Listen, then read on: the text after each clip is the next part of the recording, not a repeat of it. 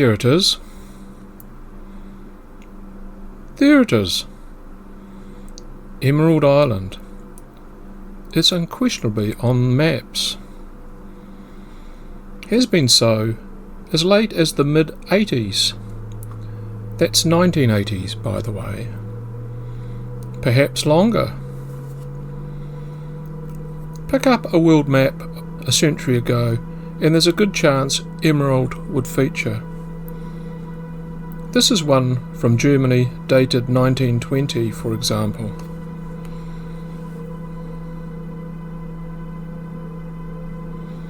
Yet, for all intents and purposes, it never actually existed. Or perhaps disappeared under the waves.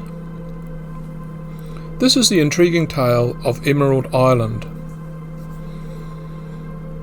Emerald Island was discovered in 1821 by the captain and crew of the Emerald, who named it after the vessel. Captain Elliot took note of the position, well south of Campbell and Macquarie Islands, in what was thought at the time to be nothing but empty ocean.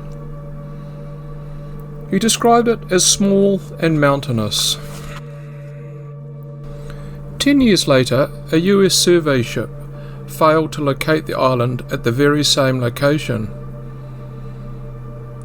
Other vessels did though.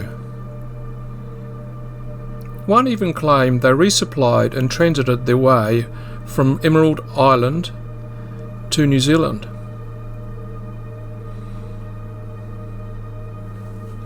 Was it real or not?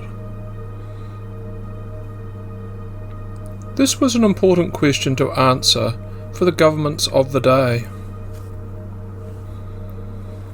Take New Zealand for example. Be it a mere speck in a vast ocean, a claim to emerald would increase New Zealand's territorial waters by a massive 40,000 square kilometres, and with it, fishing and mineral resources. Australia was also on the hunt as well, seeing it was south to their possession, Macquarie. It was the Australians in 1909 who decided to fund a mission to locate emerald once and for all. Finders keepers. Also playing hide and seek with navigators and cartographers was the island Nimrod, east of Emerald, and Doherty, halfway between New Zealand and South America.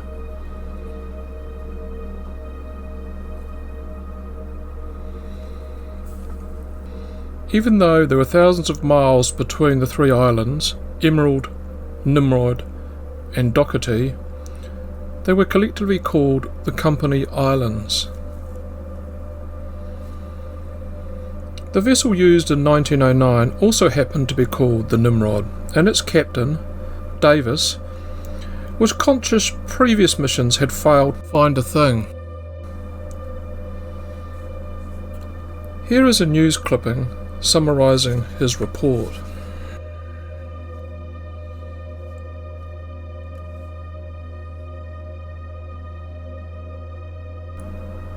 Emerald, Nimrod and Doherty began disappearing from maps about now.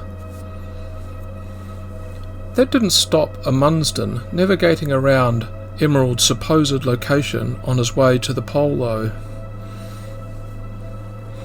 The term Phantom Island was employed to describe Emerald. The original discovery and subsequent sightings were put down to giant icebergs or ocean mirages caused by fog.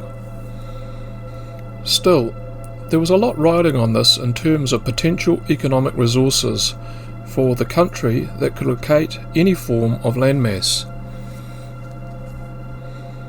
If Australia couldn't find emerald, New Zealand would have a crack.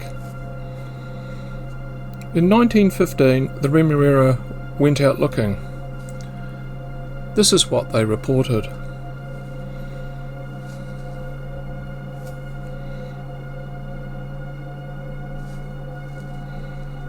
That must have been the end of the searching, right? It's a phantom, okay? No. With so much riding on finding any slither of terra firma above the waves, Australia went double or nothing in 1931. The voyage of non-discovery was led by none other than Douglas Mawson, South Pole explorer. And that was the last exploration for the island ever completed. Emerald was officially declared a phantom island. Globally, 50 such islands have come and gone. Nowadays, we don't need to undertake arduous and dangerous journeys to the back and beyond. We have Google Maps and Google Earth to do all the hard work for us. Let us therefore do a satellite view of Emerald, using the listed coordinates starting from high above.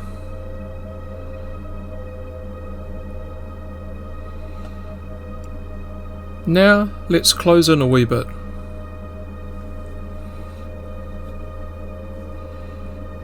Nothing but blue. Perhaps it is under the surface now, a result of a catastrophic earthquake.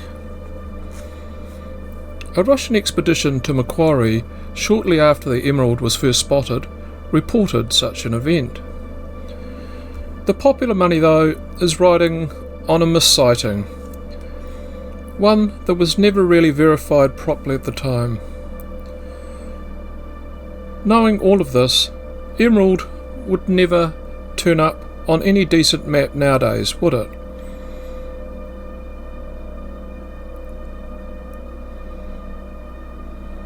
Yes, really. Thanks for viewing, like, subscribe, and all that other good stuff. Bye.